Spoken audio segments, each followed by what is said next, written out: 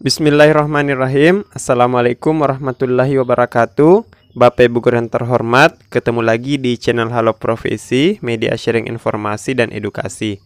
Di video kali ini Bapak Ibu kami akan mengabarkan informasi terbaru, dan ini kabar gembira bagi Bapak Ibu yang akan mendaftar P3K di tahun 2022, karena baru saja Menteri Pendayagunaan Aparatur Negara ini mengeluarkan aturan baru Bapak Ibu ya. Aturannya baru kemarin saya lihat di-upload di jpnn.com, dan aturan ini diundangkan tanggal 23 Mei 2022. Nah, langsung saja Bapak Ibu kita melihat peraturannya. Nah, di sini ada Permenpan RB nomor 20 tahun 2022 tentang pengadaan pegawai pemerintah dengan perjanjian kerja untuk jabatan fungsional guru pada instansi daerah tahun 2022. Nah, apa saja yang unik dalam peraturan ini Bapak Ibu? Langsung saja kita to the point ke pasal yang membahas terkait kategori dan persyaratan pelamar. Nah, di pasal 4 ini dijelaskan bahwa pelamar yang dapat melamar sebagai P3K jabatan fungsional guru pada instansi daerah tahun 2022 ini terdiri atas kategori. Nah, ada dua kategori Bapak Ibu ya. Kategori yang pertama adalah pelamar prioritas dan yang kedua adalah pelamar umum. Nah, apa saja itu pelamar prioritas Bapak Ibu? Nah, di sini di pasal berikutnya, pasal 5, untuk pelamar prioritas ini dibagi 3 Bapak Ibu ya. Terdiri dari pelamar prioritas pertama, kemudian pelamar prioritas kedua, dan pelamar prioritas ketiga. Jadi, pelamar prioritas ini terbagi 3 Bapak Ibu. Nanti kita jelaskan apa saja perbedaannya. Nah, di ayat berikutnya, ayat 2, dijelaskan bahwa pelamar prioritas pertama sebagaimana dimaksud pada ayat 1, ini terdiri dari yang pertama, tenaga honorer K2 yang memenuhi nilai ambang batas pada seleksi P3K jabatan fungsional guru tahun 2021. Jadi selamat bagi Bapak Ibu tenaga honorer K2 yang telah kemarin memenuhi ambang batas pada seleksi P3K tahun 2021, karena menjadi prioritas yang pertama Bapak Ibu ya dalam seleksi P3K tahun 2022 ini. Kemudian guru non ASN yang memenuhi nilai ambang batas pada seleksi P3K jabatan fungsional guru tahun 2021.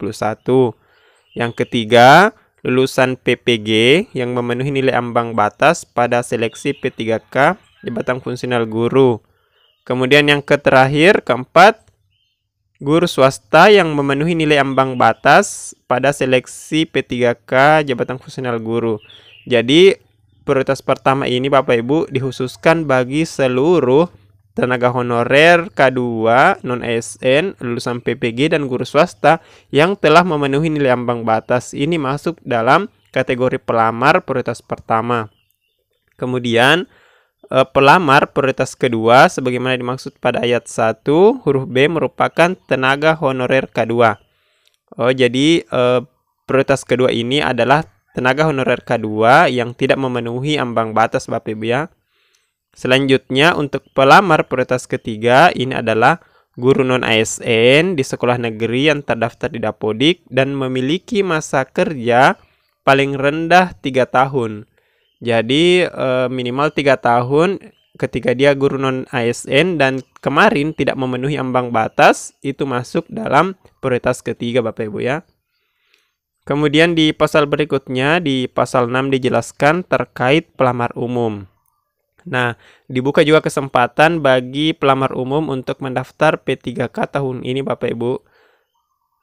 Yang pertama, syaratnya adalah lulusan PPG yang terdaftar pada database kelulusan PPG di Kemendikbudristek. Kemudian yang kedua, pelamar yang terdaftar di Dapodik.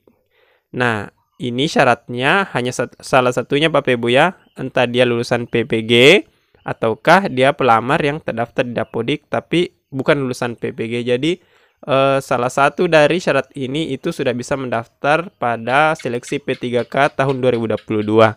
Jadi semoga Bapak Ibu yang belum lulus pada seleksi P3K kemarin-kemarin, semoga tahun ini sudah bisa lulus P3K agar dapat meningkatkan kesejahteraan dan kualitas pembelajaran di kelas masing-masing. Demikian Bapak Ibu informasi yang dapat kami kabarkan. Silahkan di-share ke teman-teman guru yang lainnya. Semoga bermanfaat. Kami akhiri dengan ucapan Assalamualaikum warahmatullahi wabarakatuh.